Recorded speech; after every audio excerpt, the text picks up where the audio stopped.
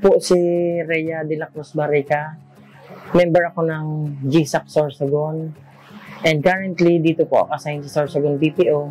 At 11 years and ilang months na po akong member ng GSAC.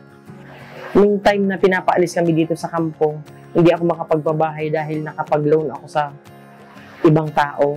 So, nung nailipat ko yung loan at na-buy-out ni GSAC, nagkaroon ako ng parang financial na paghangos.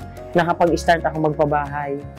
So, yung pinakamalaking project na nakuha ko sa tulong ng GSAC is mayroon ako kahit papaano mga lupain na para sa mga anak ko at mga ibang projects na pangsarili.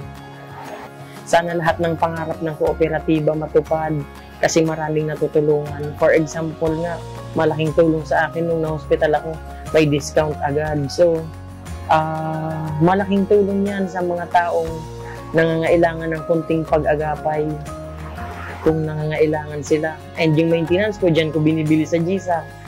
So talagang kapamilya talaga, keeper of your trust.